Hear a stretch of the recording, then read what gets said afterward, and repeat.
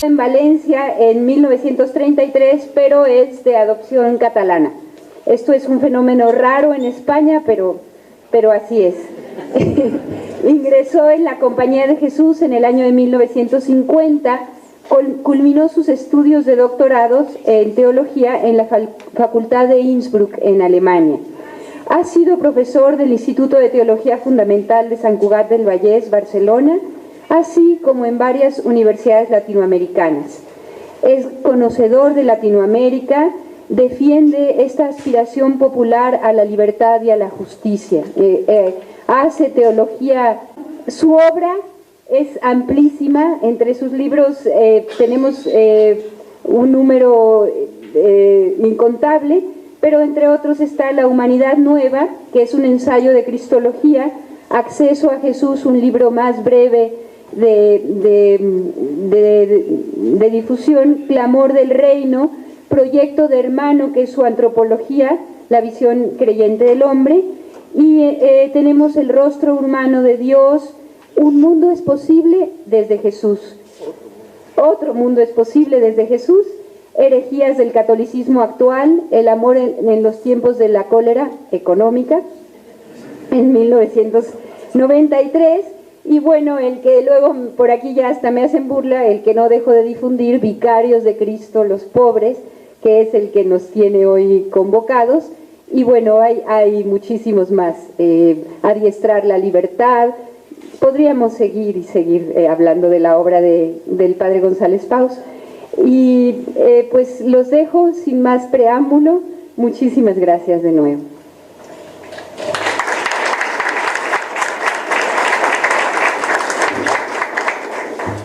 ¿Encendido? Buenas tardes.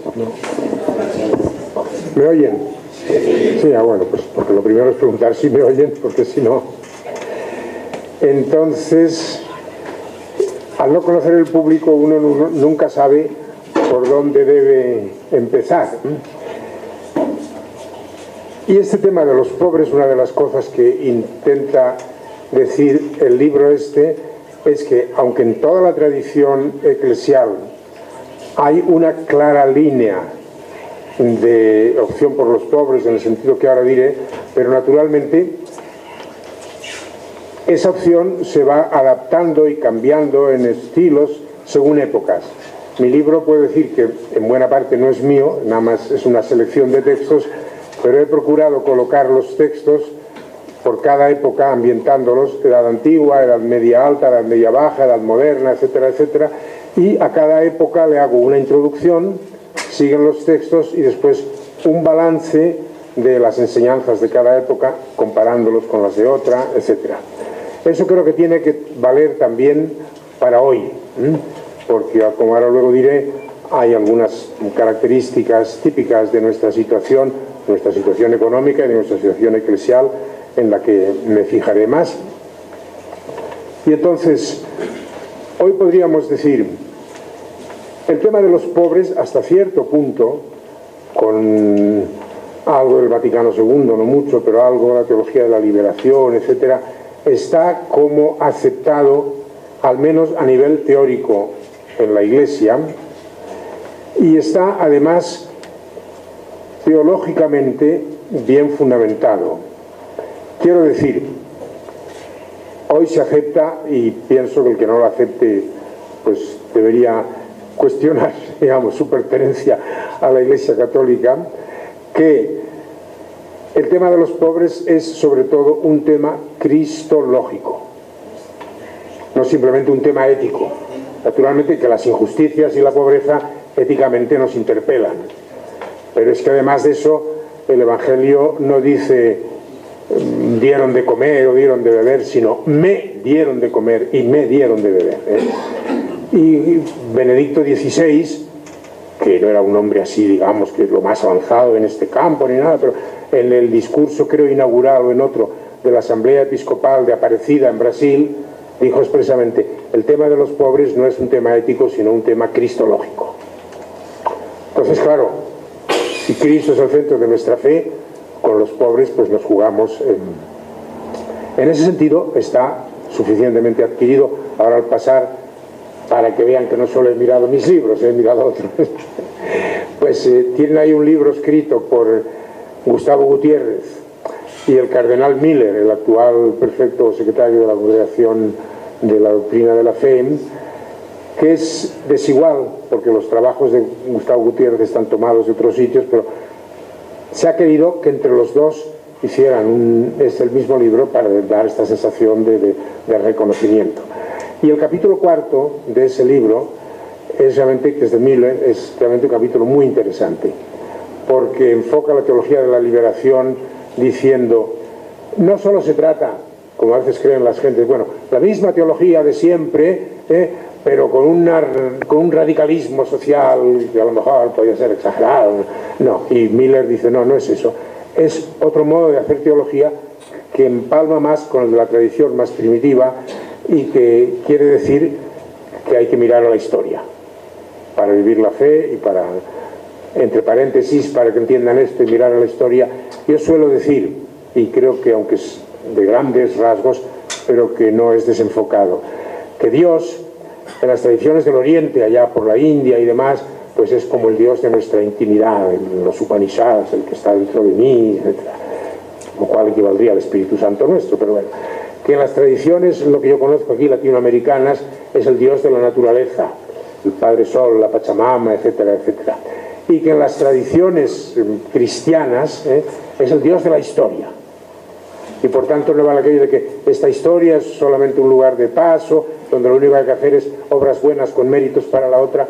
Esta historia es la creación de Dios no terminada, y la fe cristiana tiene que realizarse precisamente construyendo una humanidad mejor, construyendo la historia. El título de mi cristología que ha citado Lucila era La humanidad nueva.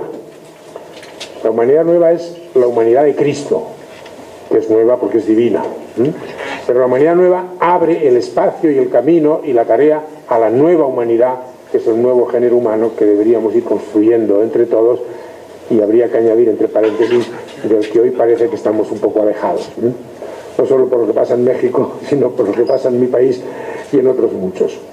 Entonces, el tema de los pobres desde el punto de vista de lo que significa la palabra pobres, que en realidad habría que ampliarla un poco, porque pobres son las mujeres maltratadas, pobres son todos aquellos que son víctimas de la injusticia de la historia, pero se puede dar como adquirido, aunque quizá no llevado seriamente a la práctica.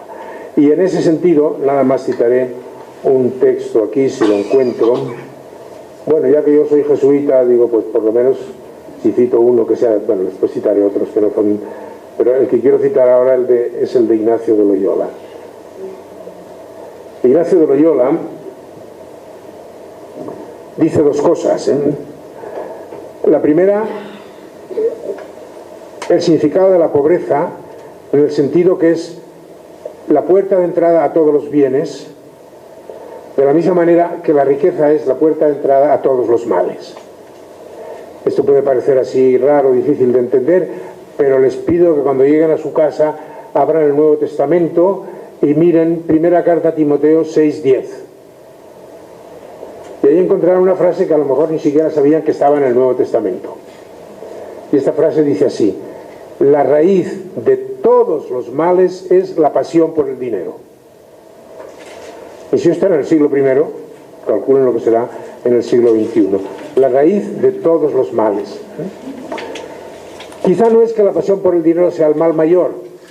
Hay violencias y crueldades mayores, pero es la puerta por donde se llega. Y eso es lo que quiere decir San Ignacio. El camino de Cristo es de la pobreza a la sencillez, la humildad y de ahí a todos los bienes. El camino, y esto lo ponen los ejercicios, una meditación muy seria, el camino del mal, del demonio, como quieramos decir, es el afán de riqueza, de ahí el orgullo, eso que vemos. La revista Forbes publica cada año la lista de los mejores, y no dicen los mayores criminales del mundo, los mayores ladrones del mundo, no, los mayores ricos del mundo. Y cuando en España, en mi país, se da noticia de eso, ya con cierta vanidad se dice, este año hay 2 españoles entre los 10 primeros, o 3, o un español que estaba al cuarto ha pasado al tercero. No son la lista de los mayores, no sé cómo decir, criminales es una palabra, pecadores de este mundo, ¿no? Entonces está aceptado, el rico es reconocido. Y de ahí viene la inflación, la vanidad, el egoísmo, el orgullo, y de ahí a todos los males. Bueno, esta es una trayectoria que está en los escritos de San Ignacio, pero es muy cristiana. Y aparte de eso, hay otro texto de San Ignacio en el que viene a decir, no hace falta que lo lea todo, pero Dios aprecia tanto a los pobres de la pobreza que se puede verlo viendo cómo los escogidos amigos suyos, comenzando por su Santísima Madre y los apóstoles, y siguiendo por todos los que fueron pobres, y más adelante, Jesucristo decidió elegir todo el colegio apostólico de entre los pobres, y vivir y conservar con ellos, dejarlos por príncipes de su iglesia. ¿Cómo ha cambiado esta palabra de príncipes? Que es una de la que tendríamos que quitar, ¿no? Constituirlos por jueces de las 12 tribus, etcétera, etcétera. Y termina con una frase que es para meditar: la amistad con los pobres nos hace amigos del Rey Eterno. Todos queremos ser amigos de Cristo, por eso somos cristianos. Es el momento que cada uno se pregunte, bueno, ¿qué amistad tengo yo con los pobres? Porque si no, a lo mejor no sé dónde queda. Entonces, en este sentido, el tema de los pobres, vamos a decir, está suficientemente adquirido, aunque no suficiente puesto en práctica. Pero como decía al principio, luego hay determinados factores culturales que constituyen cada época, cada situación cultural, económica, etc. Y a mí me parece que hoy el tema de los pobres nos lleva necesariamente a hablar de los ricos, no de los pobres. Y luego nos lleva también a la Iglesia. Y son quizá los dos campos donde más me extenderé en lo que queda de exposición. Hoy es cada vez más claro que la inmensa mayoría de los pobres no son simplemente pobres, sino empobrecidos. Hay pobres porque hay ricos. Y hay pobres, muy pobres, porque hay ricos riquísimos. Sin embargo, el tema de los ricos parece que ha quedado un poco fuera, un poco al margen. Hablábamos de los pobres cariñosamente, misericordiosamente, a lo mejor un poco sentimentalmente, pobrecitos, pero bien, podía haber algo ahí bueno. En cambio, el tema de los ricos ha quedado un poco orillado, y hoy no se puede orillar cuando se habla de este problema. Ha quedado orillado en parte por algo comprensible, no todos son culpas humanas. La palabra ricos es una palabra muy vaga, muy indefinida. ¿Qué es un rico?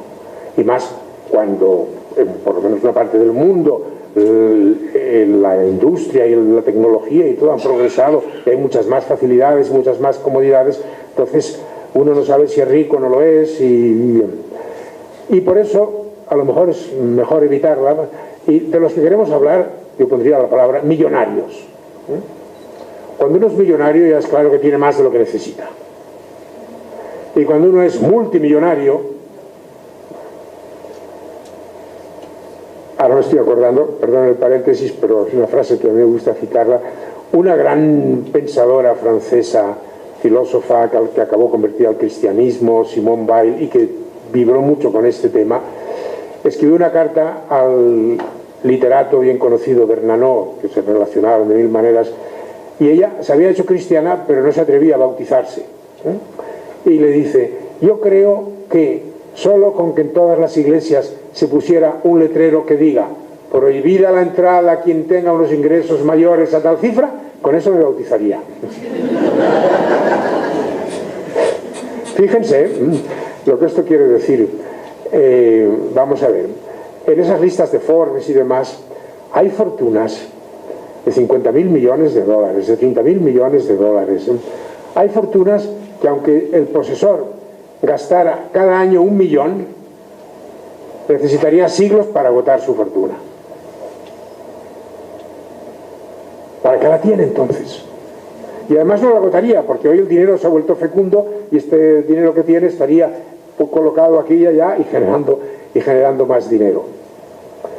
Hay datos como que entre 250 o 300 individuos poseen una fortuna equivalente a la de 3.000 millones de seres humanos.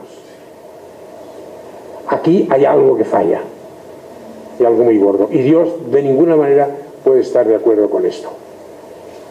Y hay un grupo reducido, los humanos somos 7.000 millones, pues pongan que habrá, no sé, no recuerdo las cifras porque mi memoria baila mucho, 20, 50, 100 millones en toda la humanidad esta de 7.000 millones, que realmente poseen unas fortunas descomunales que no necesitan, etc.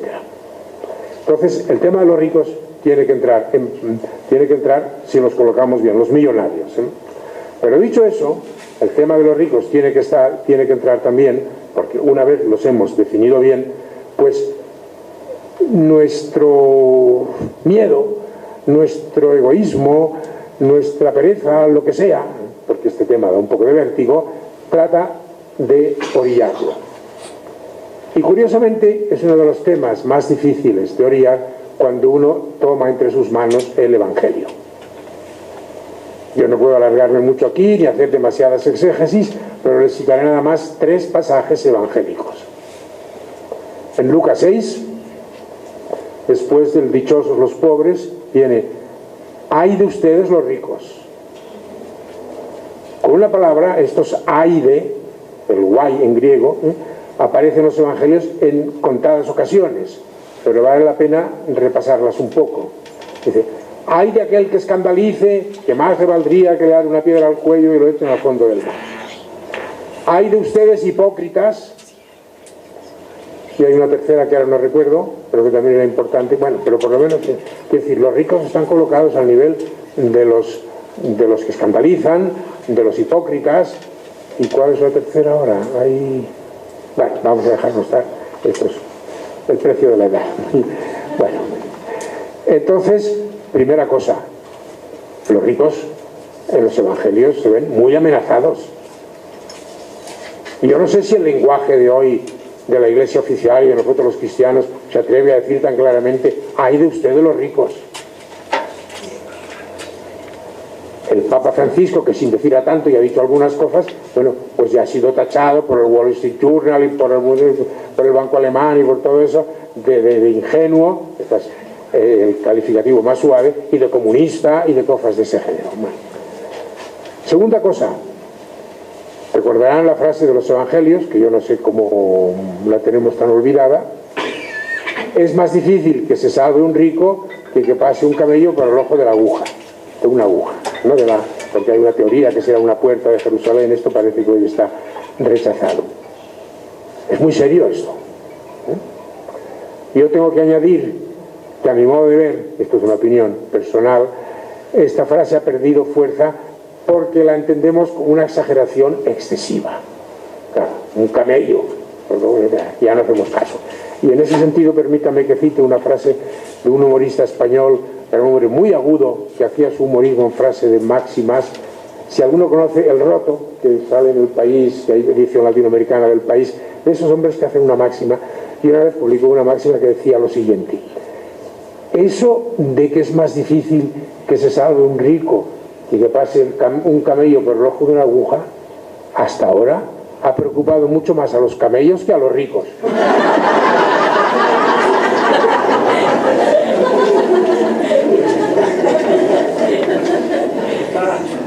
Bueno, esto sería verdad si se refiere a un camello.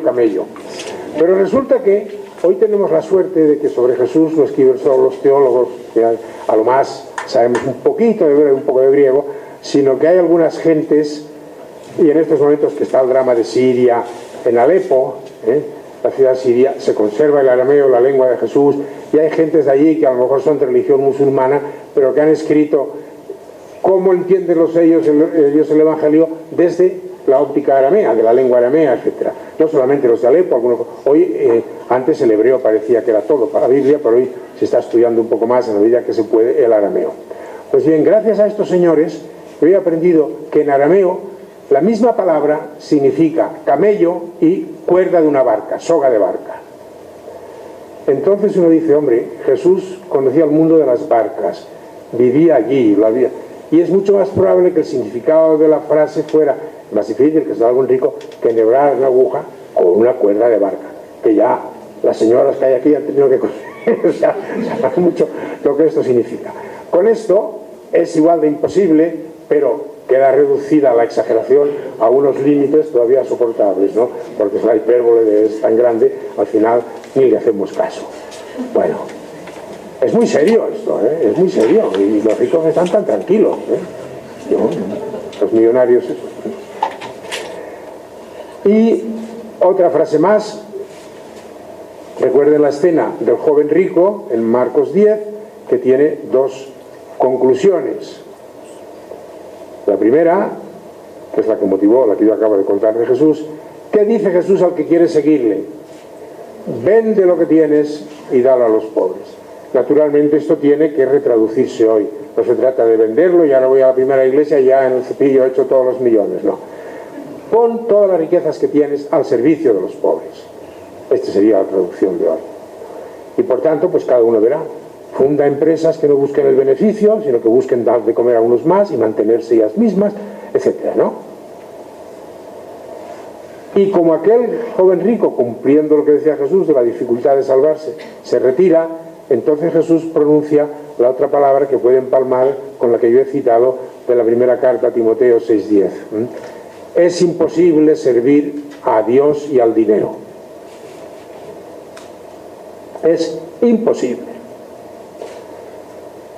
Y quiero añadir algo más de comentario porque dos cosas hacen un poco más seria esta frase.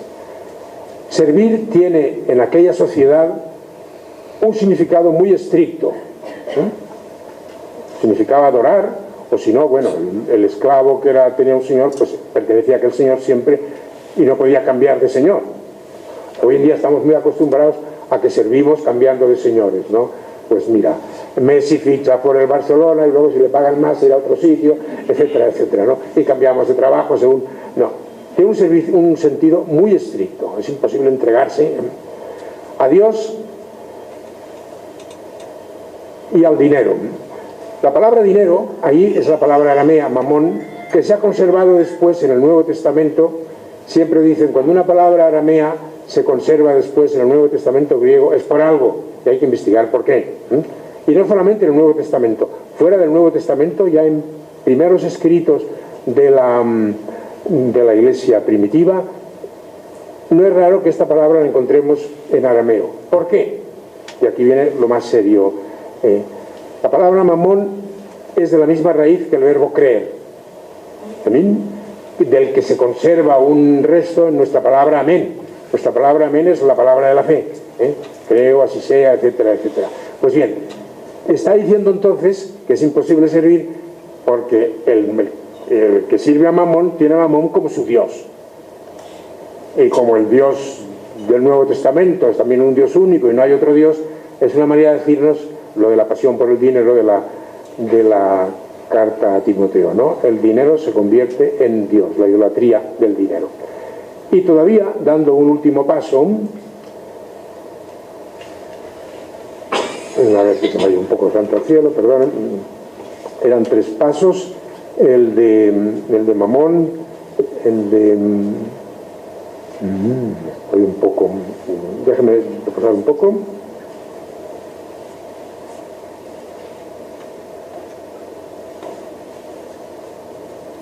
Bueno, ya, me vendrá en otro momento y ya seguiremos adelante. Sí, ahora me ha venido, ¿eh? En teología, hoy aprendemos cada vez más que la única y la mejor manera de servir a Dios es servir al hombre. Y entonces esta frase se puede reconvertir, retraducir diciendo: es imposible servir a los hombres, al ser humano, para que las mujeres no se sientan excluidas, y al dinero. Esto es muy serio, porque todos somos humanistas. Los grandes teóricos de ciertas economías dicen que lo que quieren es servir al hombre, pero luego nos meten en servir al dinero, etcétera, etcétera. Por tanto, aquí algo falla. Es imposible servir a los seres humanos y al dinero. Esto quiere decir que el que tiene dinero, como le decía Jesús, aquel ha de ponerlo totalmente al servicio de los hombres y no al servicio propio y demás.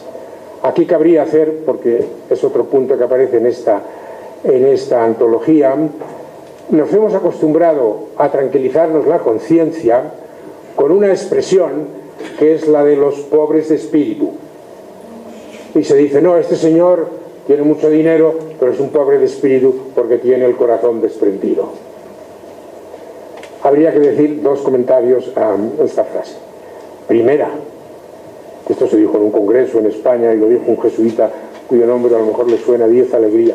Si tiene el corazón tan desprendido, cuando el gobierno le pone unos impuestos del 90%, que no proteste, ¿no? Pero cuando le ponen esos impuestos, ya ven ustedes, ¿no? Por tanto, es imposible servir los pobres de espíritu no es simplemente los que tienen el corazón desprendido.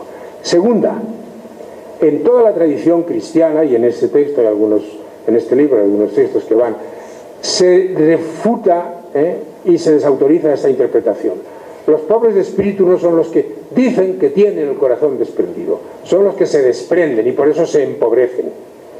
Y la primera bienaventuranza de Mateo no se traduce dichosos los pobres de espíritu, sino los pobres por el espíritu. Son aquellos que se han empobrecido a ellos. Y si me permiten, esto no lo pensaba decir, pero creo que es interesante, ya que he aludido a las bienaventuranzas, sitúa mucho el tema de los pobres las bienaventuranzas, y ahora les diré por qué. En los evangelios hay dos bienaventuranzas, ya las conocemos.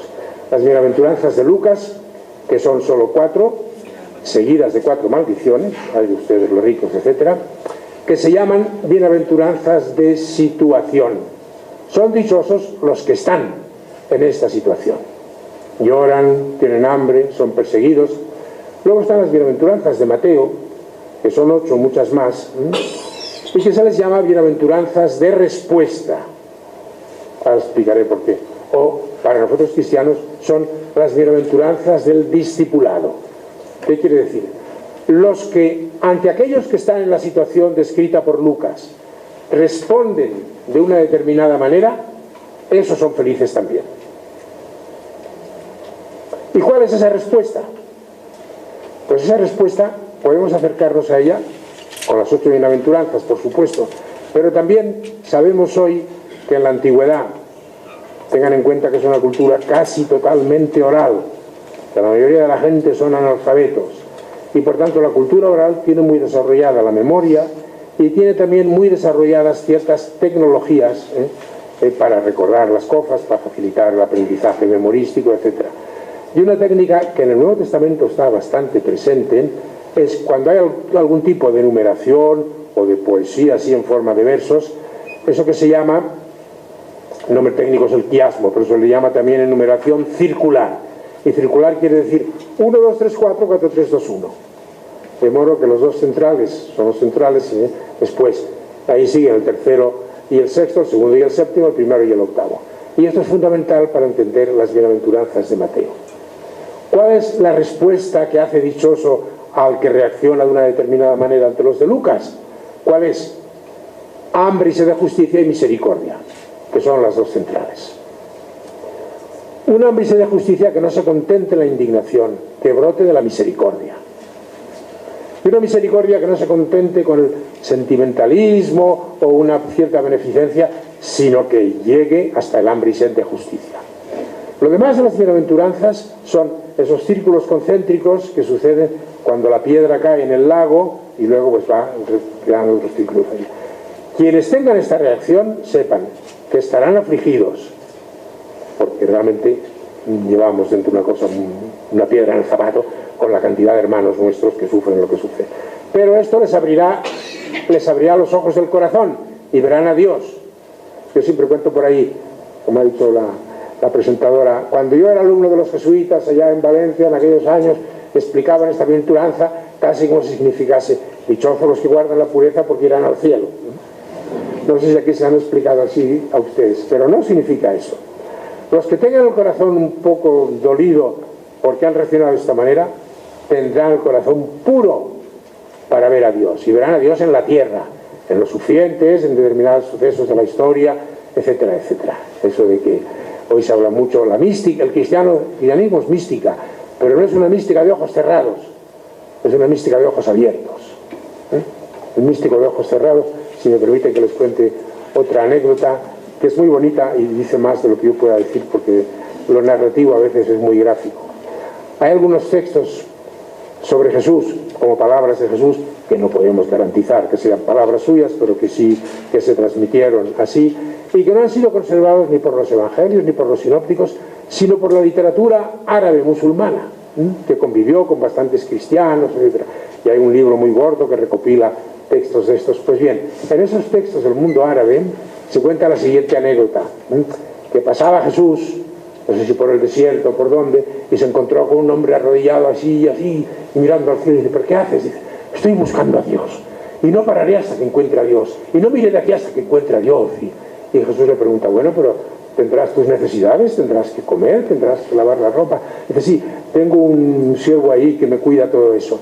Y Jesús le contesta: pues me parece que este siervo ha encontrado a Dios antes que tú. Ven, con una parábola dice más que mucha teoría de esta. Bueno, entonces sigamos con las bienaventuranzas. Los que hayan tenido esa reacción, además de conservar una cierta aflicción, pero tener por eso los ojos abiertos, como no serán violentos, lo que significa los mansos, pues serán pacificadores. Ahora, la última y la octava, esto les implicará que se irán empobreciendo, el espíritu los empobrecerá y serán pobres por el espíritu, y que también serán perseguidos. Bueno, cerremos el paréntesis este sobre las bienaventuranzas. Creo, resumiendo ahora, que lo que el Evangelio dice sobre los ricos es muy serio y muy fuerte. Una pastoral de los obispos vascos en mi país, hace ya unos años, decía: el Evangelio es una buena noticia, sí, pero para los ricos, de entrada, es una mala noticia. Y tienen que saberlo, de entrada es una mala noticia. Esto pasa muchas veces, Aquí hay otro texto de San Juan Crisóstomo, del que son famosas algunas frases de estas: aquel que es muy rico o es ladrón o es hijo de ladrón. Esto no es mío, es de San Juan Crisóstomo.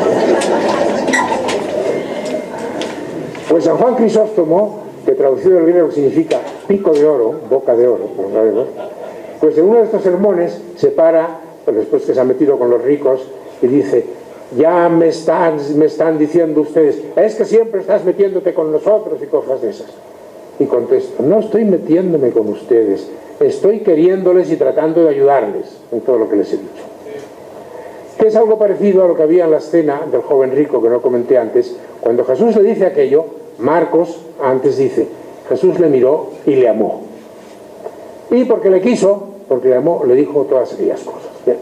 Entonces, de entrada, puede que sea una sacudida para los pobres, pero a la larga resulta que es el mayor beneficio que se le puede hacer a un pobre, es desprenderle de todo aquello que le sobra.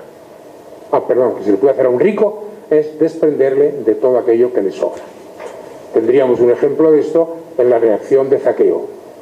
Cuando Zaqueo se sabe acogido por Jesús, la mitad de mis bienes y devuelvo el cuádruple. A ver quién hoy reaccionaría así, de los ricos de estos que intentan conjugar las dos cosas. Bueno, entonces esto, repito, es un tema bastante serio, que yo creo que no lo podemos esconder más. Aparte de eso, he dicho que hoy en día el tema de los pobres tiene que contextuarte no solamente con los ricos, porque estamos en este mundo que, como dijo Juan Pablo II aquí en México, en Puebla, en el discurso inaugural, nuestro sistema produce ricos cada vez más ricos a costa de pobres cada vez más pobres. Esto es de Juan Pablo II. Bueno, pues en un sistema así, por supuesto habría que hablar de la economía, pero quizá no es este el momento, a lo mejor después en el diario es diálogo o eso. Cuando Juan XXIII convocó el concilio, su intención primera, reflejada en el discurso primero, para que la Iglesia parezca como lo que es, la Iglesia de los pobres. En el Vaticano II la Iglesia no acabó de aparecer como lo que es, ni muchísimo menos, y por eso otro texto que comentaré ahora después. Yendo a la Iglesia, y a esto de la Iglesia de los pobres, para que se vea que no estamos aquí, como dicen estos, diciendo ideas marxistas o cosas de ese género, les recomendaría que si tienen este libro, es de los pocos textos que yo voy a comentar un poquito más, que se miren el texto número 90, que está en la página 246, y que es un sermón del obispo, otro gran orador como San Juan Crisóstomo, pero este no era griego sino francés, Bossuet, que también no sé cómo le llamaban, pero el águila de oro, una cosa así, porque realmente era un gran orador. Y un día de Cuaresma predicó un sermón que ya el título es significativo: sobre la eminente dignidad de los pobres en la Iglesia. Eminente dignidad de los pobres en la Iglesia. Y comienza diciendo, bueno, solemos decir que allá en el cielo, cuando lleguemos al cielo, será el mundo al revés, porque en esta tierra, pues como dice aquí, los primeros son los ricos y los últimos son los pobres, y en el cielo los primeros serán los pobres y los últimos serán los ricos. Pero no basta con esto, porque eso que será en el cielo, en esta tierra, tiene que ser anticipado y reflejado en la Iglesia. Y aquí es donde aparece por primera vez muy claramente la eminente dignidad o la Iglesia de los pobres. La Iglesia, cuando hablamos más generalmente de eclesiología, solemos decir, la Iglesia existe como anticipación de la escatología, como anticipación del más allá en este mundo. El Vaticano II definió a la Iglesia como una señal eficaz, que es lo que quiere decir la palabra sacramento, una señal de la salvación. Explicó después que esa salvación consiste en nuestra comunión con Dios y entre nosotros. La Iglesia es entonces una señal, anticipación de la escatología. Y por tanto, eso que en el más allá pasará, de que los pobres serán los primeros y no los últimos como en esta tierra, eso tiene que reflejarse ya en este mundo, precisamente en la Iglesia. Aprovecho para decir, también los paréntesis que a veces van bien, el bueno, yo le llamo bueno, de don Carlos Marx, el barbudo innombrable hoy, bueno, tuvo cosas muy buenas de análisis económico, sobre todo de lo que es el sistema capitalista, se equivocó en bastantes cosas de los pronósticos de futuro, y también se equivocó en algunas cosas sobre su visión del cristianismo, aunque quizás hay que decir que la Iglesia de entonces le daba pie a ello. Pues don Carlos Marx dice en un texto muy duro sobre los principios sociales del cristianismo, los principios sociales del cristianismo, dice que aquí los pobres se aguanten y que en el más allá ya serán compensados. Este discurso de Bossuet demuestra que no era así.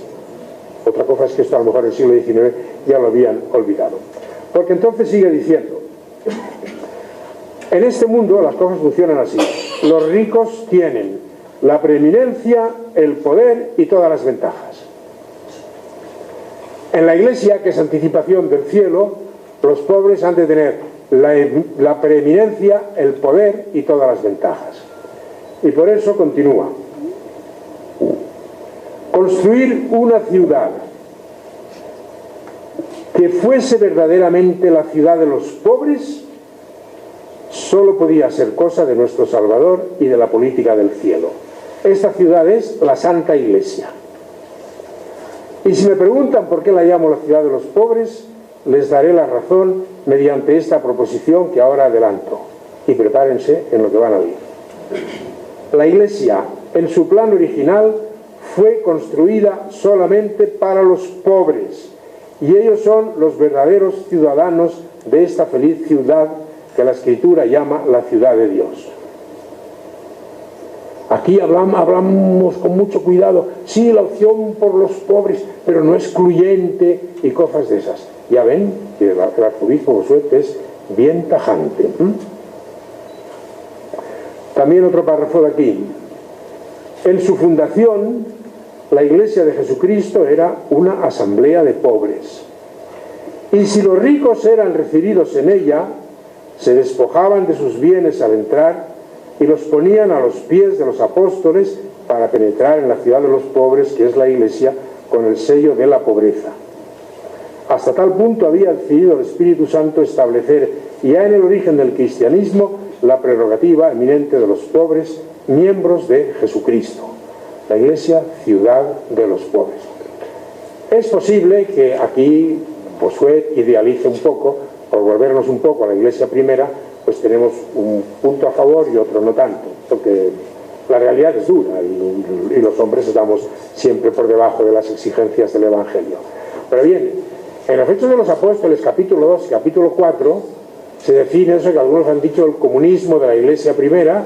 Bueno, y el que tenía unas propiedades las vendía y las ponía allí, y esto se hacía libremente, porque a Ananías y Zafira se les castiga por haber mentido, pero todos iban haciendo eso, ¿no?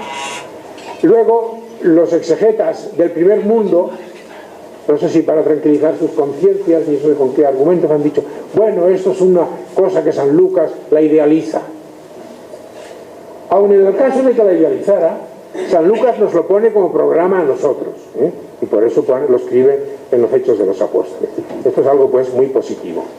Después tenemos, donde ya aparecen las sombras realistas, con algo positivo también, en la primera carta a los Corintios, no sé si es el capítulo 10 o 11, 11 creo que es, 11 sí, pero allí es donde hay una descripción de la Eucaristía, que nos ha servido para tener una descripción de la fundación de la Eucaristía. San Pablo critica las Eucaristías que se están celebrando. Hay que decir, en la primera iglesia entraron también algunos señores que tenían más medios, y entonces las primeras Eucaristías eran de 20, 30 personas o menos, mucha más gente, y el señor que podía ofrecía una sala amplia de su casa para celebrar aquellas cenas, que no eran Eucaristías, eran cenas, y después de la cena venía la Eucaristía. Cosa positiva, seguramente esta fue la primera vez en la historia de la humanidad en que se sentaron a una mesa, compartiendo la mesa, un señor y un esclavo, porque hasta entonces eso es algo muy positivo. Eso que hace el cristianismo, que muchas veces son como semillas que acaban germinando más adelante. Cosa negativa, pues que como la pasta humana es la misma en el siglo I y en el XX, ¿verdad? Pues poco a poco fue pasando que aquellas asambleas, que cada uno se llevaba su cena, por lo visto, los ricos se llevaban buenos paquetes y los pobres se llevaban menos, Y además, como muchos de estos pobres eran esclavos, tenían que esperar a acabar su día para poder muchas veces escaparse. Y entonces los más ricos no tenían paciencia para aguantar y se comían sus cenas allí. Bueno, y ante este espectáculo, recuerden que San Pablo es de los textos más duros que tiene. Eso que hacen ustedes ya no es celebrar la cena del Señor. Y el que celebra la cena del Señor indignamente se traga su propia condenación. Esta frase a lo mejor la oiríamos en el catecismo si uno va a comulgar en pecado mortal. San Pablo no la dice en este sentido, sino en estas Eucaristías, tal como ustedes las celebran, con esas diferencias, se están tragando su propia condenación. Por tanto, la cosa es un poquito serio y un poquito importante. Algunos parrafitos más de este texto.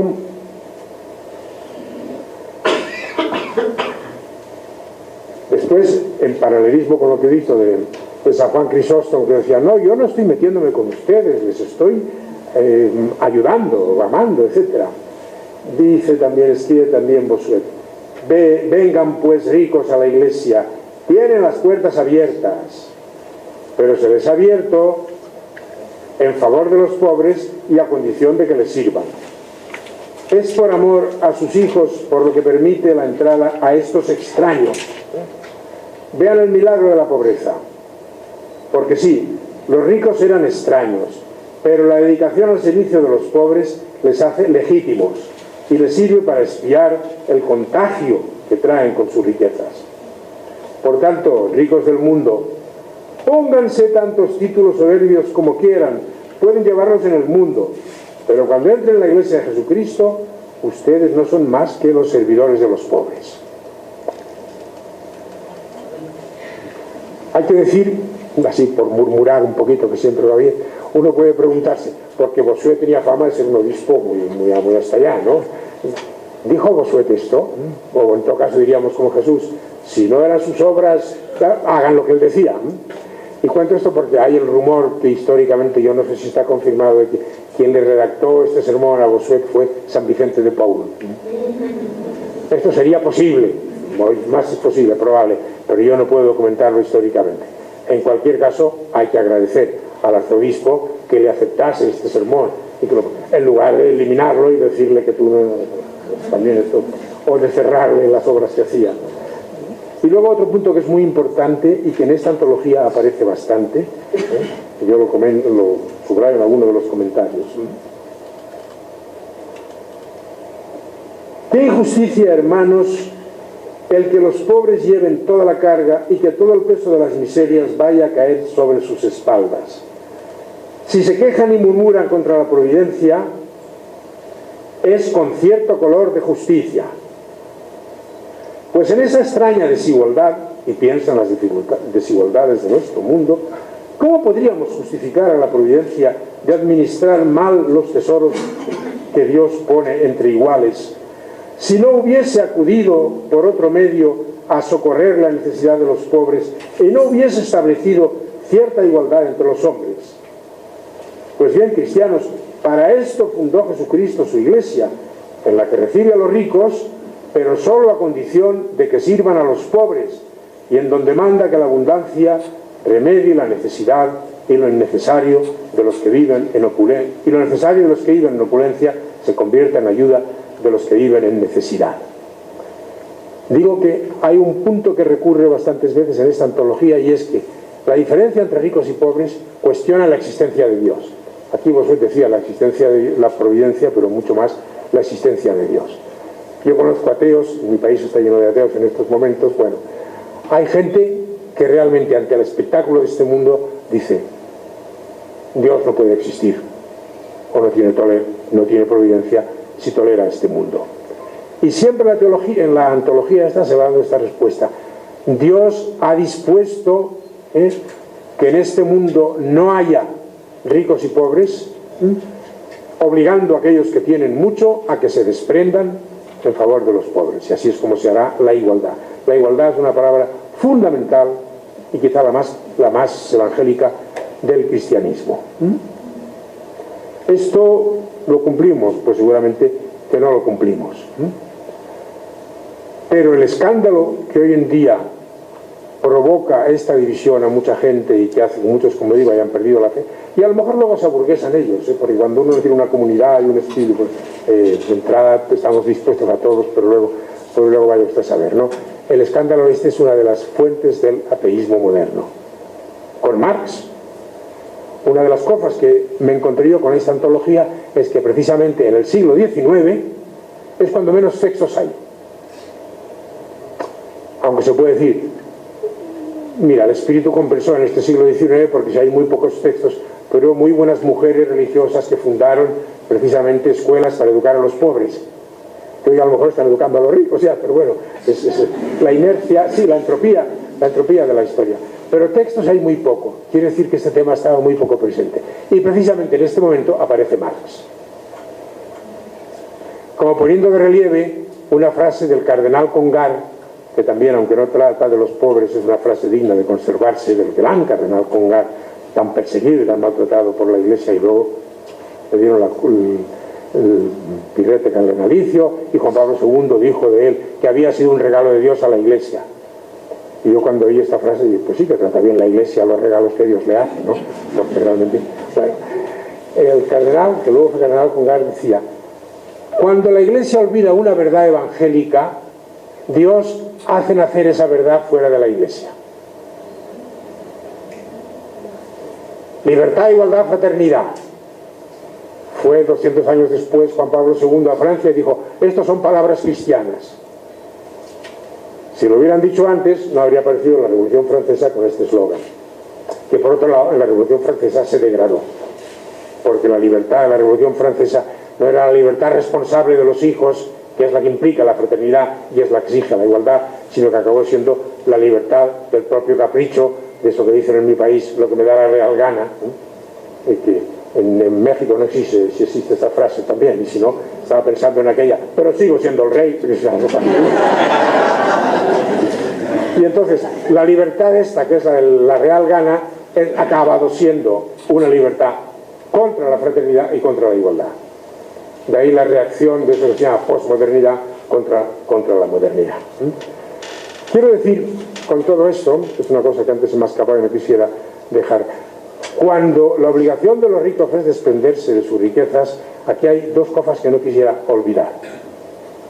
Primera,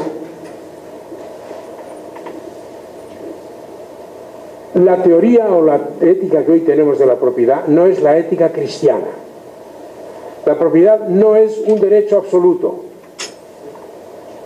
El único derecho absoluto es el destino común de todos los bienes.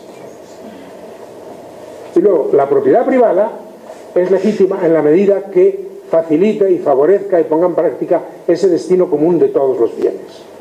En la medida en que impida y obstaculice ese destino común, ya no es propiedad legítima, no es propiedad justa. En Cristianismo y Justicia Sacamos unos cuadernos que los pueden bajar de internet sobre la doctrina cristiana de la propiedad, donde está vista toda esta historia y expuesta muy bien. Y segunda conclusión, si esto se hiciera, y la Iglesia tiene la obligación de predicarlo, entonces llegaríamos a aquello que quiero evocarlo porque está reciente el aniversario de su martirio, mi hermano Ignacio Ellacuría. La única solución para este mundo es una civilización de la sobriedad compartida. Ellacuría decía una civilización de la pobreza, pero claro, la pobreza es palabra más ambigua, puede sonar a carencia y no se refería a carencia, sino una civilización de la sobriedad compartida, que todos tengan lo que humana y dignamente necesitan. Y aquí podrán permitirse ciertas diferencias, bueno, según países o según situaciones, pero en el fondo no podemos salir de esa sobriedad. El fundamento de esa sobriedad es la solidaridad. Y al decir que el fundamento de la sobriedad es la solidaridad, me acuerdo de otra frase que aparece en los primeros padres latinos de la Iglesia, por esta antología, a propósito del ayuno. A nosotros el ayuno se nos ha convertido en una penitencia con la cual creemos que agradamos a Dios. No sé a quién se le ha metido esta idea de que cuando sufrimos un poquito Dios está contento. Y como agradamos a Dios, pues entonces nos perdona nuestros pecados. En los textos que hay aquí donde aparece el ayuno, lo que dicen se resume en este juego de palabras que el castellano lo permite y el latín no lo permitía. Ayunar para ayudar. A según qué pobres se les puede exigir demasiado dada la formación o la que han tenido, ¿no? Si alguna vez usted, sin caer en el consumismo, va a Salamanca, yo recomendaría que en la casa de los Paules, de los San Vicente de Paúl de Salamanca, en el comedor, hay un cuadro enorme, impresionante, que es un texto atribuido, no se sabe si es de San Vicente de Paúl, pero que viene a decir, no lo sé citar de memoria, tienen todo el derecho a ser maleducados, a ser desagradecidos, porque es la educación que han tenido. Y a veces, aunque no esté bien que hagan eso, pero funciona mucho como arma de defensa nuestra, es decir, no, fíjate, es que mira cómo son, le dan el dinero y se lo gastan en alcohol, ese tipo de descufas así que parece que... no sé si alguno de ustedes conoció a uno de mis mejores alumnos, desgraciadamente ya fallecido, mexicano, Javier Jiménez Limón, que hizo la tesis doctoral conmigo y que mucho más joven que yo murió de un infarto cerebral. Y un día, hablando de algo de este tema, decía, mira, lo que nos pasa es que todos decimos, los pobres son todos santos, buenos, magníficos, menos unos pocos que conozco yo que son un desastre, ¿verdad? Los ricos son todos unos cabrones, ¿verdad? Menos uno o dos que conozco yo que son tan buenas personas. Esta era una manera de hablar de Jiménez de Limón que era muy irónico cuando quería y atinaba. Bueno, pues no. Hay que procurar, claro, en la medida en que les ayudemos y vean que se les ayuda, el pobre se volverá menos violento, aunque no dejará de estar indignado muchas veces, porque también el otro extremo, si no, es que el pobre pueda caer en la resignación. No hay nada que hacer y entonces lo que busca pues es el consuelo del alcohol, de lo que encuentre, y eso también es malo. La otra pregunta, sí, bueno, el iPhone 6. Eso es mucho más amplio que el telefonillo concreto. Eso tiene que ver con que, desgraciadamente, lo comentábamos un poco antes de venir, el sistema económico que tenemos montado y del que no hemos hablado porque es mucho más largo y yo voy a tratarlo gente un poco más técnica, solo funciona a través de consumo. Tranquiliza su injusticia también dándonos cosas para consumir. Y ya cuando en los años 68, en un libro que se leyó mucho en la Revolución del 68, El hombre unidimensional, de Herbert Marcuse, decía, toda la sociedad no hace más que crearnos falsas necesidades y anda, a satisfacerlas. Y entonces ya nos tranquilizamos, nos satisfacemos porque tenemos nuestro poquito de consumir también. Ayer en otra charla me acuerdo que cité, precisamente porque no es ni católico ni santo padre, sino al revés muy enemigo de la Iglesia, pero padre de la modernidad, Voltaire, el gran escritor francés. Pues Voltaire tiene una frase de esas que la recordarán toda la vida, en una poesía dice, lo superfluo tan necesario. Y nos van creando así las necesidades. Un momento. Y luego, claro, entramos en una dinámica en que es muy difícil distinguir la necesidad falsa de la verdadera, pero está claro, por el ejemplo que usted ponía, hombre, los celulares pueden ser una cosa muy buena para comunicarse a distancia, para editar un WhatsApp, pero bueno, nos hemos cargado de tantas cosas más, ¿eh? Puedes ver pornografía, puedes sacar fotografías, puedes entrar... Ya, y así más, cuando más cosas te ofrecen, el coche puede estar muy bien para trasladarse, y dado como la situación actual, pero los coches van teniendo una cantidad de comodidades que son necesarias. Entonces, el consumo se nos mete, y lo malo no es que el consumo se nos meta, sino que a la larga, lo que la cultura de hoy difunde, la cultura norteamericana y primermundista difunde, es que todo el sentido de la vida es consumir. La vida, ya no vivimos para algo, aquello de San Ignacio, el hombre es creado para alabarse, vida, lo que sea. El hombre es creado para consumir y no hay otra meta en la vida. Y esto nos embrutece mucho, por un lado, y luego hace que haya algunos que se den cuenta, no, yo necesito algo más, necesito una causa para vivir, y entonces se enrolan en causas, desgraciadamente, muy fanáticas, pero muy negativas, ¿eh? Ha sorprendido bastante, ahora que se habla tanto, por lo menos en Europa, del califato y del Estado Islámico, en que entre aquellos que están en el califato hay bastantes, o algunos europeos, franceses, norteamericanos, y que no son árabes que emigraron allí, algunos sí, pero otros son ciudadanos nacidos allí. ¿Qué pasa? Que cuando uno tiene una causa para la que vivir, acaba buscándosela y se fanatiza con aquella causa, ¿eh? Como aquel de Noruega, aquel que mató a tantos de extrema derecha. El peligro del consumismo no es solamente que nos tranquiliza la conciencia y todo eso, es que crea esa cultura.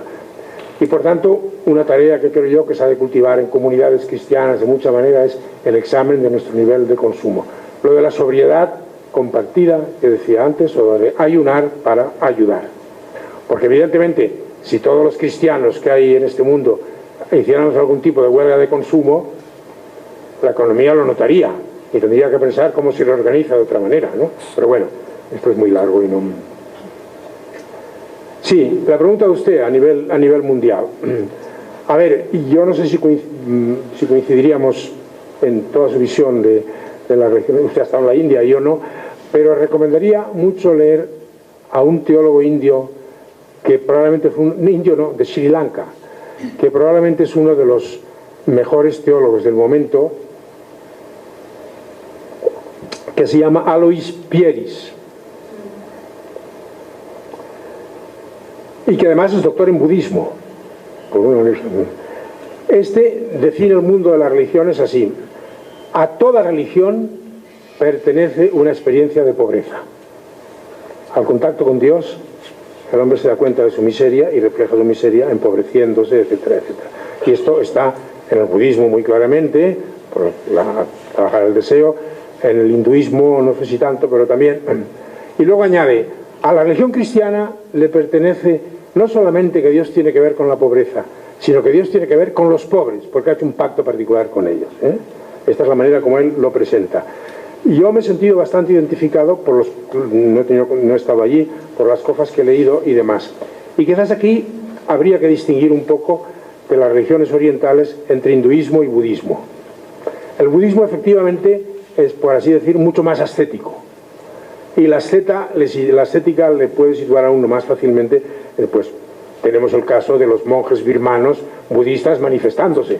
Eso no parecía que, a lo mejor ni lo pensó Buda, pero genera más fácilmente la solidaridad. En cambio, en el caso del hinduismo, y esto puede que sea un momento ocasional de esta religión, porque las religiones pasan momentos mejores y peores, no lo digo para criticarla, porque creo que hay cosas, intuiciones en el hinduismo muy bonitas, pero en estos momentos, con algo que quizá no es intrínseco al hinduismo, sino que forma parte de las teologías posteriores que se hacen a partir de una experiencia religiosa, y es eso de la reencarnación. La reencarnación en el hinduismo es siempre un castigo.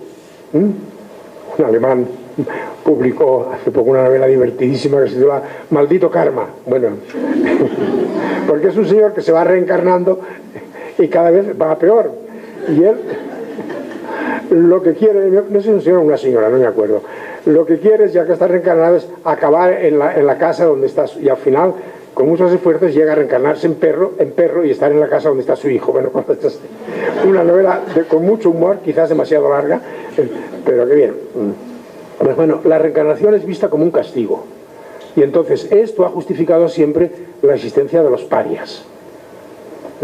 Y ahora que el cristianismo, a pesar de su carácter minoritario, tiene en la India una presencia mayor que su cantidad, pues resulta que los cristianos están trabajando mucho lo que se llama la teología Dalit. Dalit es la palabra de los parias, que sería la teología de la liberación encarnada en la India, ¿no? Y en estos momentos hay mucha persecución a cristianos, que no sé cómo no se publica más, no sé, por hermanos míos, jesuitas, etcétera, etcétera, en la India. Bien, a pesar de todo, pues es verdad. Yo siempre he dicho, hoy que está tan de moda, el diálogo de las religiones. A mí, para las religiones, la palabra diálogo no me acaba de gustar, porque diálogo parece ser los sabios, los entendidos, los budas, entre comillas, se reúnen a lo mejor en un buen hotel de 5 estrellas y discuten sobre si la Trinidad es politeísmo o no. Las religiones se encontrarán en el servicio al hombre. Y eso sí que lo tendríamos que poner y a ver cómo sirve al hombre su religión y qué dice el servicio al ser humano para ser más inclusivo. Lo que pasa es que esto, los cristianos que están metidos en esto lo viven mucho. Yo no sé si las otras religiones lo viven tanto. Pero aunque no lo vivieran tanto, salgámonos ahora de las otras religiones y digamos, hombre, en el mundo pasamos de 2.000 millones los cristianos, entre católicos, ortodoxos, luteranos, tanto que hablamos de ecumenismo. Estamos ya unidos en casi todo, y podríamos unirnos mucho más de lo que estamos. Pero el verdadero ecumenismo tenía que ser, si todos los cristianos, ortodoxos, anglicanos, etcétera, se tomaran en serio la opción por los pobres, y si nosotros y los demás la fuéramos propagando así, porque también hay que hacer un ecumenismo intracatólico aquí, no solamente con lo de... Pero bueno, realmente 2.000 millones de gente con una determinada pauta de conducta en este campo sería una fuerza impresionante en el mundo. De manera que tiene usted mucha razón, aunque yo le pongo esas pequeñas acotaciones.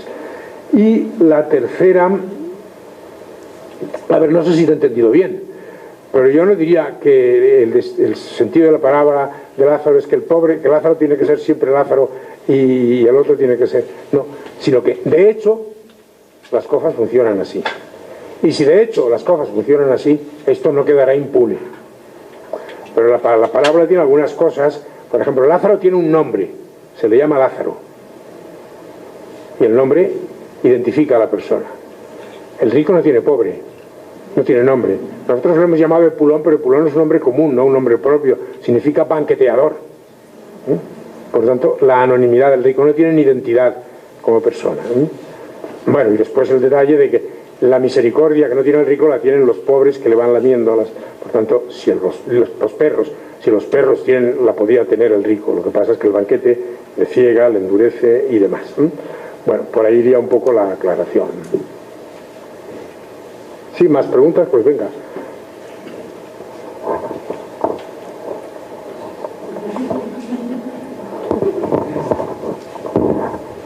Sí, padre, una pregunta. Sí.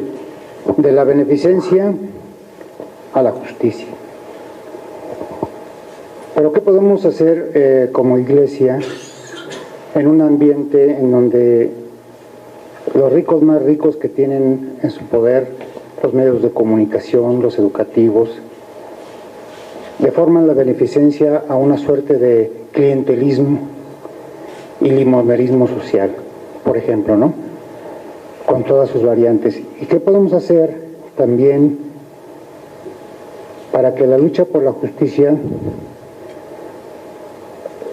no devenga en violencia, y no solo porque la violencia éticamente sea mala, sino porque es impráctica, además, ¿no? Entonces, en esos dos extremos, muy como correctos que mencionó, ¿cuál es el camino concreto que tenemos que visualizar como iglesia para transitar de la beneficencia a la justicia? Sí, es muy frecuente que en las preguntas, cuando uno ha quedado así algo impactado, convencido, diga, bueno, ¿y ahora qué hago? Hoy no sé cómo en la comida, no sé, con mis hermanos jesuitas ha salido esto, que siempre las preguntas es, ¿y ahora qué hago? Y yo he dicho, San Pedro en los Hechos de los Apóstoles tenía mucho más fácil responder a esa pregunta, porque decía, bautícense. Yo, como usted comprenderá, no tengo la respuesta a esta pregunta. Puedo hacer pequeñas aportaciones, indicar cosas, pero lo primero que diría es, entre todos hemos de ir labrando la respuesta a esto. Hay detalles, ¿no? Y recuerdo, permítame otro paréntesis. Una persona a la que yo admiro mucho, porque yo la admiro mucho personalmente, es la Madre Teresa, por la infinita generosidad de sus actos. Pero he oído a veces críticas contra ella, porque decía, a los ricos les viene muy bien, mira, ellos hacen los muertos y la Madre Teresa se los entierra. Y estaba sosteniendo aquí un sistema injusto, facilitándoles los muertos que dejamos en las calles, que lo de los muertos en las calles no es una exageración, ¿eh? En la ciudad, en Nueva Delhi, hay una especie de canastos allí donde dice, por favor, si se encuentra un niño muerto, deposítelo aquí, para que luego no lo barra a limpieza de basuras. O sea que, bueno, pues, esta crítica no es a la Madre Teresa, porque la beneficencia tiene que seguir existiendo, pero sí pone de relieve la insuficiencia de la beneficencia, porque le estamos haciendo el favor a los demás. Por tanto, en esto ser muy vivos, ser aquello del Evangelio, sencillos como las palomas, pero sagaces como las serpientes. Luego, no sé, se puede discutir. También es verdad, en estos momentos no están los límites tan claros. Beneficencia, justicia. Hay una serie de acciones que son en parte estructurales, aunque no sean totalmente de cambio de estructuras, ¿verdad? Y aquí nos podemos dedicar mucho más. Cáritas, en mi país, que es el rostro mejor que tiene la Santa Madre Iglesia.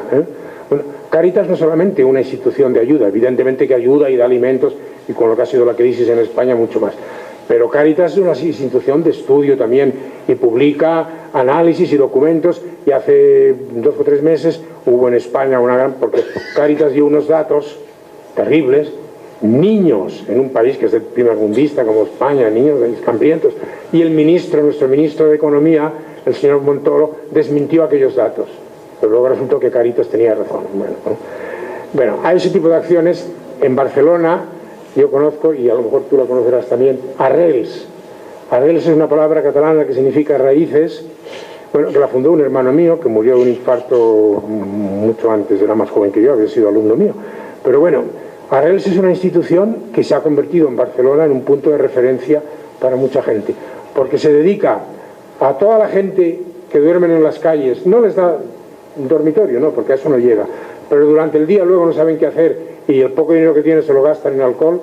Les ha creado unos locales donde van, juegan al dominó, o al ajedrez, o al parchís, o a lo que sea, cambian de vestidos, se duchan, y además esta institución tiene unos voluntarios que son gente católicos de primerísima calidad, que les acompañan a la seguridad social, al médico, cuando hace falta.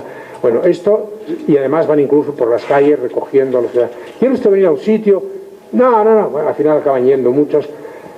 La pongo como ejemplo de una institución que no es simplemente caritativa, porque crea al menos unas estructuras beneficentes, pero que ya tienen algo de estructural. Por ahí podríamos dar un paso más. Luego también, yo creo que los católicos, con buenas palabras y sin faltar a la caridad, pero tendríamos que distinguirnos mucho más por ser unos pesados en la crítica a los ricos y al sistema.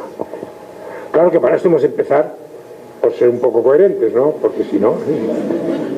Fíjense, en los evangelios Jesús es el hombre de la misericordia, el hombre tierno.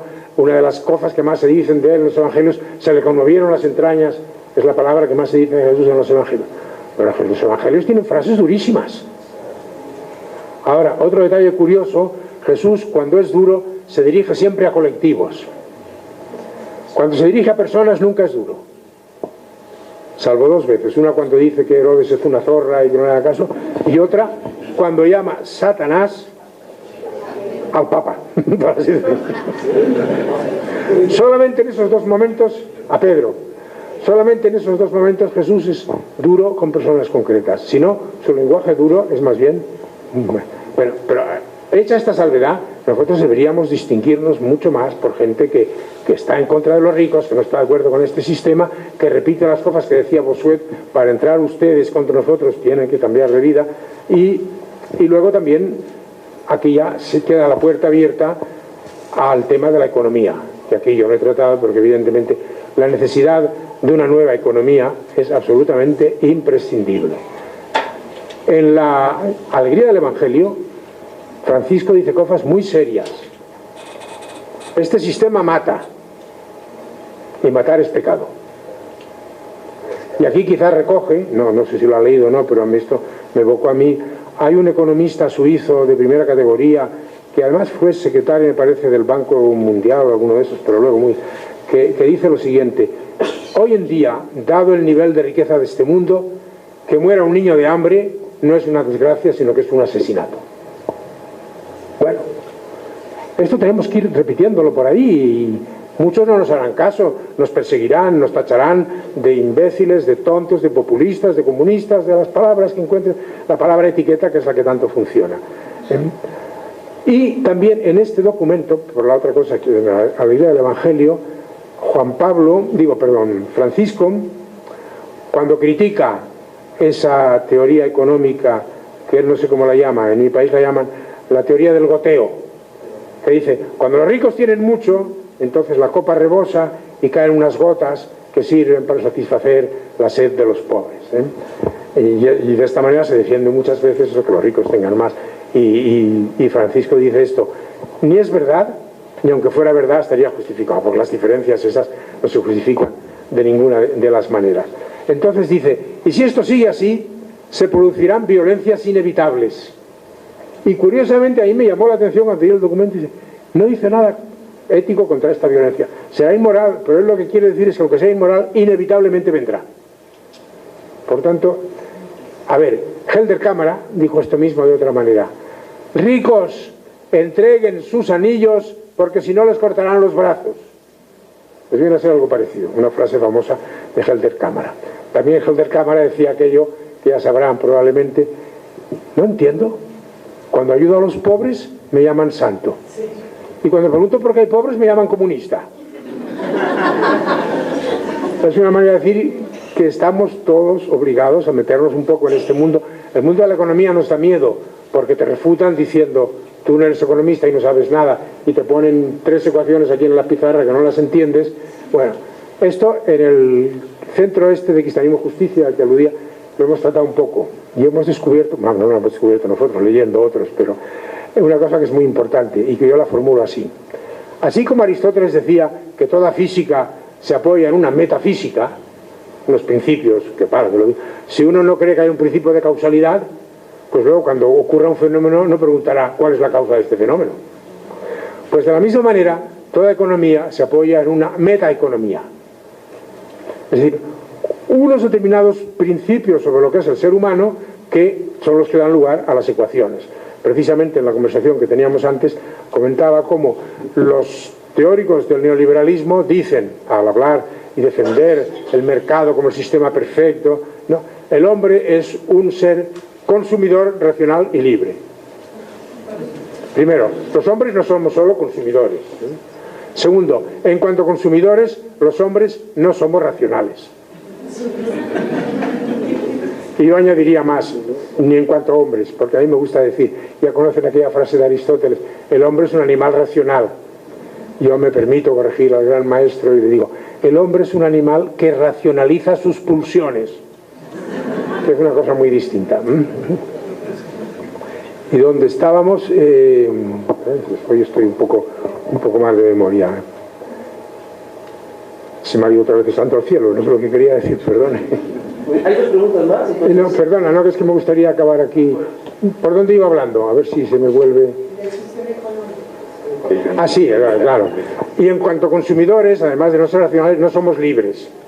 Por tanto, una infinidad de las ecuaciones que hacen nuestros se apoyan en unos presupuestos falsos, y por tanto no tienen el valor que tienen. Y esto es importante, por lo que no sepamos matemáticas, por lo menos sabemos esto. Y todavía termino con una cita que me parece muy importante, porque es de un economista de derechas, muy de moda ahora, pero en realidad era un defensor del capitalismo, Keynes, que la crisis económica ha puesto de moda. Pues bien, si miran un libro de Keynes, el más famoso de él, que se titula Sobre el interés, el dinero y el empleo, allí dice, y lo dice Keynes, no lo digo yo, dice, nuestro sistema tiene 2 defectos. es incapaz de crear empleo y además crea unas diferencias que son intolerables. Bueno, ahí queda eso. ¿Son dos defectos o son dos desautorizaciones globales? Si había más preguntas, no me entretengo más. Bien, una cosa muy sencilla y muy simple. En la actualidad hay un choque de generaciones fuertes entre los adultos y los jóvenes. Una de las cosas que reclaman más los jóvenes y que no se le ha dado mucha importancia es que existen muchos rostros o muchas caras de la Iglesia en esa actitud con la pobreza. Todo lo que estamos viviendo en nuestro país y quizá en el mundo entero es precisamente porque no se le ha dado el sentido de lo que es la relación con los pobres. Cómo presentar un rostro de Cristo ante un pobre que busca justicia y no lo encuentra. Y yo creo que por ahí va la situación de la educación, por ahí va también la presencia de ese hombre nuevo del que estaba hablando en su libro, precisamente porque es Cristo el que tiene que presentar una imagen nueva de un solo rostro de cristiano. Si queremos realmente que las cosas cambien en el mundo, debe haber un solo Cristo y no tantas figuras que se presentan, y los jóvenes no encuentran realmente una imagen real y auténtica de un Cristo. Tenemos que empezar a hablar desde la realidad humana del hombre para después encontrarnos con esa necesidad de encontrarnos con un Dios que está en los pobres. Sí, a ver, hay tantas cosas que me sugiere su comentario, su pregunta. Puede ser verdad que las generaciones que nos siguen, a los que fuimos, digamos así, del Mayo del 68, pues que no tengan este tema de los pobres tan metido dentro como nosotros, o que digan no hay nada que hacer, o también les pasa un poco que viven mucho más problemas de identidad mayores que los nuestros, porque en este mundo con tantas ofertas el joven no sabe lo que es. Ayer decía en la Sagrada Familia, y me parece muy importante, que hoy, sobre todo con los jóvenes, la evangelización no se ha de hacer simplemente con ideas, por muy bien sistematizadas que estén. Hoy lo que a los jóvenes les sigue atrayendo e inspirando son testigos. Y el siglo XX, Dios nos lo regaló con una cantidad de testigos impresionantes que quizá los tenemos un poco metidos en el congelador, ¿verdad? Y hay que sacar, porque cuando ven un Monseñor Romero, un Monseñor Angelelli, una Etty Hillesum, que no sé si es conocida aquí, pero es bueno, todos esos, entonces el joven se sacude. Por tanto, ir mucho más por la línea del ejemplo, del testigo, que es más que el ejemplo. Esto no quita que hay un problema serio, y es el problema de la educación, que está muchas veces en manos de otros, y que aquí hay que empezar pues desde poco, a ver si logramos atraer mucho más, y evitando que nos pase eso, que empezamos educando a los pobres y hemos terminado educando a los ricos, como decía yo.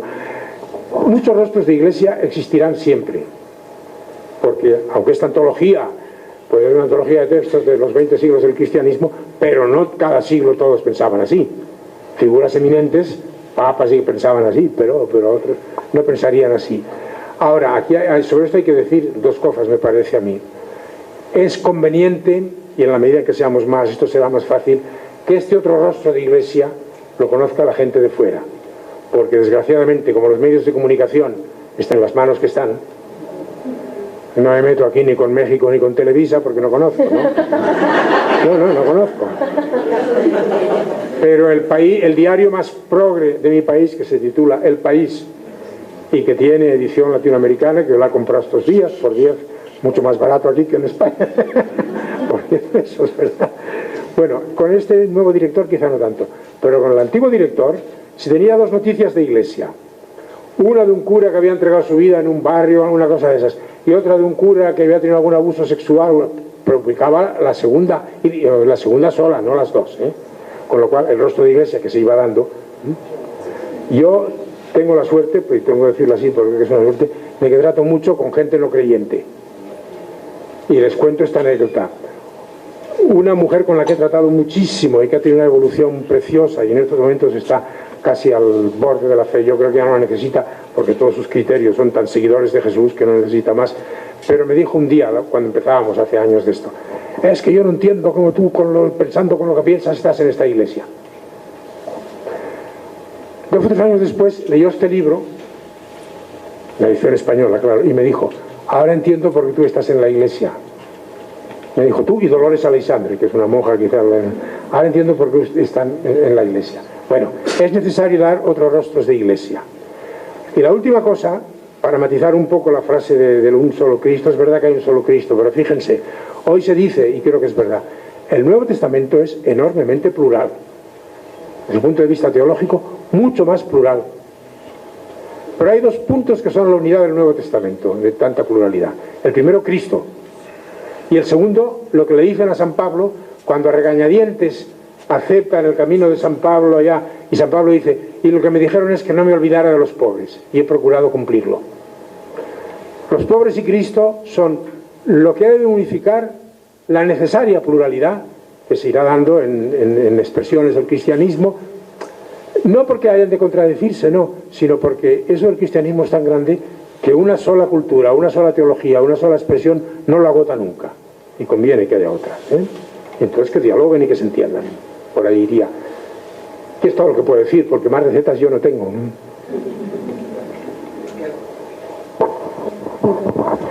Bueno, Buenas noches. buenas noches. La pregunta es, ¿cómo concientizar a niveles de pobreza de no consumir a transnacionales que favorecen el aparato capitalista, cuando los medios fomentan... A ver, ¿cómo concientizar? ¿Cómo concientizar a niveles de pobreza de no consumir a transnacionales que favorecen el aparato capitalista, cuando los medios fomentan una mentalidad aspiracional en telenovelas, mercadotecnia, etcétera, y de consumir en cambio los productos endémicos, artesanales y locales que favorezcan a la propia comunidad para su crecimiento? Pues lo único que yo le diría es, a las transnacionales no se las puede concientizar. A nivel... Sí. A niveles de pobreza. A niveles de pobreza, Ajá. bueno, a los pobres. Evidentemente que a propósito de lo que hemos dicho ya, que repetiría lo que he dicho antes de la pregunta del consumo, desgraciadamente muchas veces las mayores víctimas del consumo son los pobres, porque creen que así se sentirán más respetados, creen que así se sentirán mejor tratados. Por lo tanto, es una pedagogía que no hay normas universales para darlas ahora, sino que lo que sí que tiene que tener todo el mundo que se dedique un poco al apostolado y además tener en cuenta este principio: hay que concientizar a los pobres para que no se vuelvan consumistas. Aquí lo haremos de esta manera, aquí lo haremos de esta otra, pero no hay una regla general. La única regla general es que este principio debe estar vigente. Cuando el pobre ha reconocido su dignidad, necesita consumir mucho menos. Eso se lo puedo asegurar por casos en los que he visto. Si se empezara por ahí, y si los pobres empezaran a saber que en Jesucristo ellos son hijos de Dios y hermanos de todos los demás, y por tanto no necesitan afirmarse como se afirma al rico, que ni es hijo de Dios ni nada por lo que tiene, por ahí hay un cierto camino. Luego ya en la práctica esto pues tiene muchas variantes, pero es verdad, la dificultad existe, lo que pasa es que yo no tengo la respuesta.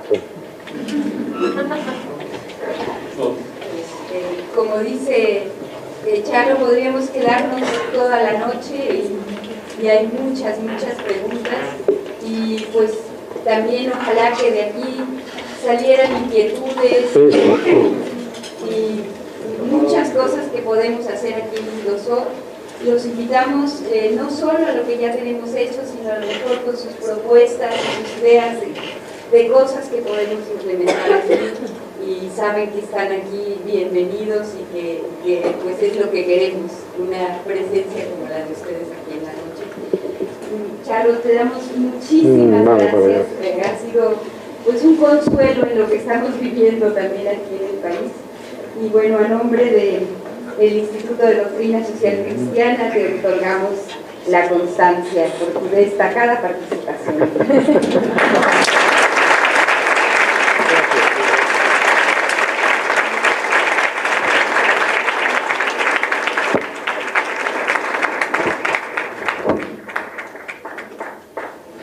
Bueno, pues hasta que Dios quiera.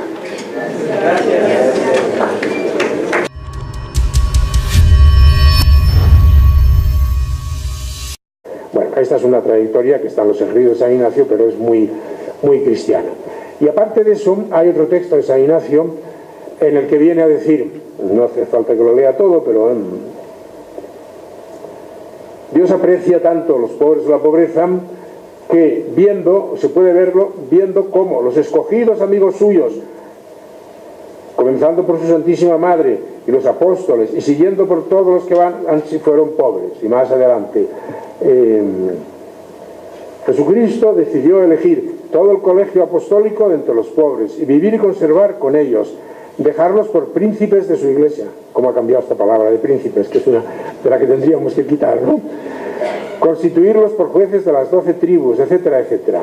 Y termina con una frase que es para meditar: la amistad con los pobres nos hace amigos del Rey Eterno. Todos queremos ser amigos de Cristo, por eso somos cristianos.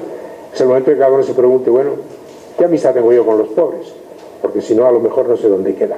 Entonces, en este sentido, el tema de los pobres, vamos a decir, está suficientemente adquirido, aunque no suficiente puesto en práctica. Pero como decía al principio, luego hay determinados factores culturales que constituyen cada época, cada situación cultural, económica, etc.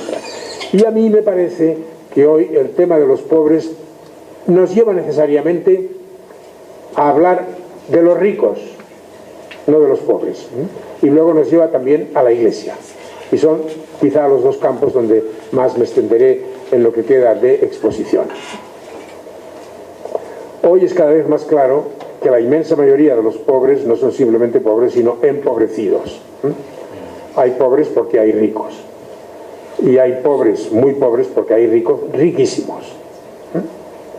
Sin embargo, el tema de los ricos parece que ha quedado un poco fuera, un poco al margen. Hablábamos de los pobres cariñosamente, misericordiosamente, a lo mejor un poco sentimentalmente, pobrecitos, pero bien, podía haber algo ahí bueno. En cambio, el tema de los ricos ha quedado un poco orillado, y hoy no se puede orillar cuando se habla de este problema. Ha quedado orillado en parte por algo comprensible, no todos son culpas humanas. La palabra ricos es una palabra muy vaga, muy indefinida. ¿Qué es un rico? Y más cuando, por lo menos una parte del mundo, la industria y la tecnología y todo han progresado, hay muchas más facilidades, muchas más comodidades, entonces uno no sabe si es rico o no lo es, y por eso a lo mejor es mejor evitarla. Y de los que queremos hablar, yo pondría la palabra millonarios. Cuando uno es millonario ya es claro que tiene más de lo que necesita. Y cuando uno es multimillonario, ahora me estoy acordando, perdón el paréntesis, pero es una frase que a mí me gusta citarla, una gran pensadora francesa, filósofa, que acabó convertida al cristianismo, Simone Weil, y que vibró mucho con este tema, escribió una carta al literato bien conocido Bernanos, que se relacionaban de mil maneras, y ella se había hecho cristiana, pero no se atrevía a bautizarse. Y le dice: yo creo que solo con que en todas las iglesias se pusiera un letrero que diga prohibida la entrada a quien tenga unos ingresos mayores a tal cifra, con eso me bautizaría. Fíjense lo que esto quiere decir. Vamos a ver, en esas listas de Forbes y demás hay fortunas de 50.000 millones de dólares, de 30.000 millones de dólares. Hay fortunas que, aunque el posesor gastara cada año 1 millón, necesitaría siglos para agotar su fortuna. ¿Para qué la tiene entonces? Y además no la agotaría, porque hoy el dinero se ha vuelto fecundo, y este dinero que tiene estaría colocado aquí y allá y generando más dinero. Hay datos como que entre los 150 o 300 individuos poseen una fortuna equivalente a la de 3.000 millones de seres humanos. Aquí hay algo que falla, y algo muy gordo, y Dios de ninguna manera puede estar de acuerdo con esto. Y hay un grupo reducido, los humanos somos 7.000 millones, pues pongan que habrá, no sé, no recuerdo las cifras porque mi memoria baila mucho, 20, 50, 100 millones en toda la humanidad esta de 7.000 millones, que realmente poseen unas fortunas descomunales que no necesitan, etc. Entonces, el tema de los ricos tiene que entrar si los colocamos bien, los millonarios. Pero dicho eso, el tema de los ricos tiene que entrar también, porque una vez los hemos definido bien, pues nuestro miedo, nuestro egoísmo, nuestra pereza, lo que sea, porque este tema da un poco de vértigo, trata de orillarlo. Y curiosamente es uno de los temas más difíciles de orillar cuando uno toma entre sus manos el Evangelio. Yo no puedo alargarme mucho aquí ni hacer demasiadas exégesis, pero les citaré nada más 3 pasajes evangélicos. En Lucas 6, después del dichosos los pobres, viene: ay de ustedes los ricos. Con una palabra, estos ay de, el guay en griego, aparecen en los evangelios en contadas ocasiones, pero vale la pena repasarlas un poco. Dice: ay de aquel que escandalice, que más le valdría que le dar una piedra al cuello y lo echen al fondo del mar. Ay de ustedes hipócritas. Y hay una tercera que ahora no recuerdo, pero que también era importante. Bueno, pero por lo menos, es decir, los ricos están colocados al nivel de los que escandalizan, de los hipócritas. ¿Y cuál es la tercera ahora? Bueno, vamos a dejarlo estar. Esto es el precio de la edad. Bueno, entonces, primera cosa, los ricos en los evangelios se ven muy amenazados. Y yo no sé si el lenguaje de hoy de la iglesia oficial y de nosotros los cristianos se atreve a decir tan claramente: ay de ustedes los ricos, obras buenas con méritos para la otra. Esta historia es la creación de Dios no terminada, y la fe cristiana tiene que realizarse precisamente construyendo una humanidad mejor, construyendo la historia. El título de mi cristología que ha citado Lucila era La humanidad nueva. La humanidad nueva es la humanidad de Cristo, que es nueva porque es divina. Pero la humanidad nueva abre el espacio y el camino y la tarea a la nueva humanidad, que es el nuevo género humano que deberíamos ir construyendo entre todos, y habría que añadir entre paréntesis del que hoy parece que estamos un poco alejados. No solo por lo que pasa en México, sino por lo que pasa en mi país y en otros muchos. Entonces, el tema de los pobres, desde el punto de vista de lo que significa la palabra pobres, que en realidad habría que ampliarla un poco, porque pobres son las mujeres maltratadas, pobres son todos aquellos que son víctimas de la injusticia de la historia. Pero se puede dar como adquirido, aunque quizá no llevado seriamente a la práctica. Y en ese sentido, nada más citaré un texto aquí, si lo encuentro. Bueno, ya que yo soy jesuita, digo, pues por lo menos, si cito uno que sea, bueno, después citaré otros que no son, pero el que quiero citar ahora es el de Ignacio de Loyola. Ignacio de Loyola dice 2 cosas. La primera, el significado de la pobreza, en el sentido que es la puerta de entrada a todos los bienes, de la misma manera que la riqueza es la puerta de entrada a todos los males. Esto puede parecer así raro, difícil de entender, pero les pido que cuando lleguen a su casa abran el Nuevo Testamento y miren primera carta a Timoteo 6:10. Y ahí encontrarán una frase que a lo mejor ni siquiera sabían que estaba en el Nuevo Testamento. Y esta frase dice así: la raíz de todos los males es la pasión por el dinero. Y si esto era en el siglo I, calculen lo que será en el siglo XXI. La raíz de todos los males. Quizá no es que la pasión por el dinero sea el mal mayor. Hay violencias y crueldades mayores, pero es la puerta por donde se llega. Y esto es lo que quiere decir San Ignacio. El camino de Cristo es de la pobreza a la sencillez, la humildad y de ahí a todos los bienes. El camino, y esto lo ponen los ejercicios, una meditación muy seria, el camino del mal, del demonio, como quieramos decir, es el afán de riqueza, de ahí el orgullo, eso que vemos. La revista Forbes publica cada año la lista de los mejores, y no dicen los mayores criminales del mundo, los mayores ladrones del mundo, no, los mayores ricos del mundo. Y cuando en España, en mi país, se da noticia de eso, ya con cierta vanidad se dice: este año hay 2 españoles entre los 10 primeros, o 3, o un español que estaba al cuarto pasado al tercero. No son la lista de los mayores, no sé cómo decir, criminales es una palabra, pecadores de este mundo, ¿no? Entonces está aceptado, el rico es reconocido. Y de ahí viene la inflación, la vanidad, el egoísmo, el orgullo, y de ahí a todos los males.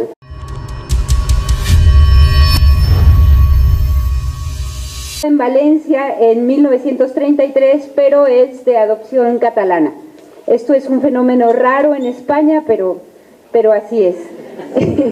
Ingresó en la Compañía de Jesús en el año de 1950, culminó sus estudios de doctorados en teología en la Facultad de Innsbruck, en Alemania.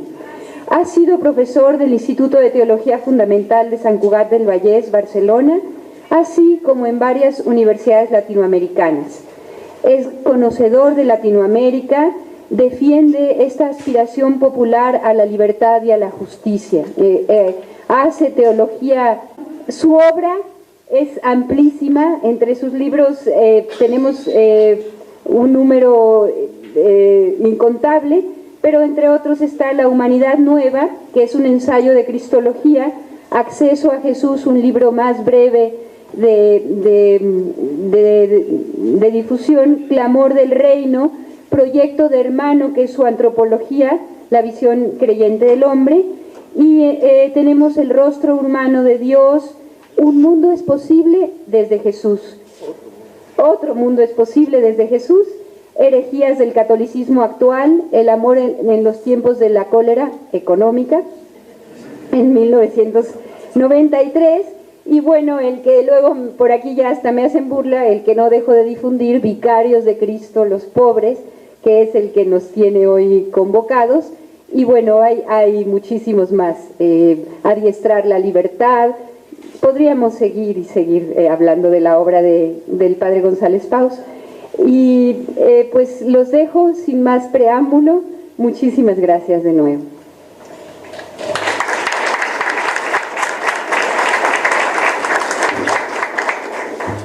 ¿Encendido? Buenas tardes. ¿Me oyen? Sí, bueno, pues porque lo primero es preguntar si me oyen, porque si no... Entonces, al no conocer el público, uno nunca sabe por dónde debe empezar. Y este tema de los pobres, una de las cosas que intenta decir el libro este, es que aunque en toda la tradición eclesial hay una clara línea de opción por los pobres, en el sentido que ahora diré, pero naturalmente esa opción se va adaptando y cambiando en estilos según épocas. Mi libro, puedo decir que en buena parte no es mío, nada más es una selección de textos, pero he procurado colocar los textos por cada época, ambientándolos, edad antigua, edad media alta, edad media baja, edad moderna, etcétera, etcétera, y a cada época le hago una introducción, siguen los textos y después un balance de las enseñanzas de cada época, comparándolos con las de otra, etcétera. Eso creo que tiene que valer también para hoy, porque como ahora luego diré, hay algunas características típicas de nuestra situación económica y de nuestra situación eclesial, en la que me fijaré más. Y entonces, hoy podríamos decir, el tema de los pobres hasta cierto punto, con algo del Vaticano II, no mucho, pero algo de la teología de la liberación, etcétera, está como aceptado, al menos a nivel teórico, en la Iglesia, y está además teológicamente bien fundamentado. Quiero decir, hoy se acepta, y pienso que el que no lo acepte pues debería cuestionar, digamos, su pertenencia a la Iglesia Católica, que el tema de los pobres es sobre todo un tema cristológico, no simplemente un tema ético. Naturalmente que las injusticias y la pobreza éticamente nos interpelan, pero es que además de eso el Evangelio no dice dieron de comer o dieron de beber, sino me dieron de comer y me dieron de beber, Y Benedicto XVI, que no era un hombre así, digamos, que es lo más avanzado en este campo ni nada, pero en el discurso, creo, inaugural o en otro de la Asamblea Episcopal de Aparecida en Brasil, dijo expresamente, el tema de los pobres no es un tema ético, sino un tema cristológico. Entonces, claro, si Cristo es el centro de nuestra fe, con los pobres pues nos jugamos. En ese sentido está suficientemente adquirido. Ahora al pasar, para que vean que no solo he mirado mis libros, he mirado otros, pues tienen ahí un libro escrito por Gustavo Gutiérrez y el cardenal Miller, el actual prefecto secretario de la Congregación de la Doctrina de la Fe, que es desigual, porque los trabajos de Gustavo Gutiérrez están tomados de otros sitios, pero se ha querido que entre los dos hicieran el mismo libro para dar esta sensación de reconocimiento. Y el capítulo cuarto de ese libro es realmente, que es de Miller, es realmente un capítulo muy interesante, porque enfoca la teología de la liberación diciendo, no solo se trata, como a veces creen las gentes, bueno, la misma teología de siempre, pero con un radicalismo social que a lo mejor podría ser exagerado. No, y Miller dice, no, no es eso. Es otro modo de hacer teología que empalma más con el de la tradición más primitiva y que quiere decir que hay que mirar a la historia para vivir la fe y para, entre paréntesis, para que entiendan esto y mirar a la historia. Yo suelo decir, y creo que aunque es de grandes rasgos, pero que no es desenfocado, que Dios, en las tradiciones del Oriente, allá por la India y demás, pues es como el Dios de nuestra intimidad, en los Upanishads, el que está dentro de mí, etc. Lo cual equivaldría al Espíritu Santo nuestro, pero bueno. Que en las tradiciones, lo que yo conozco aquí, latinoamericanas, es el Dios de la naturaleza, el Padre Sol, la Pachamama, etcétera, etcétera. Y que en las tradiciones cristianas es el Dios de la historia. Y por tanto no vale aquello de que esta historia es solamente un lugar de paso, donde lo único que hay que hacer es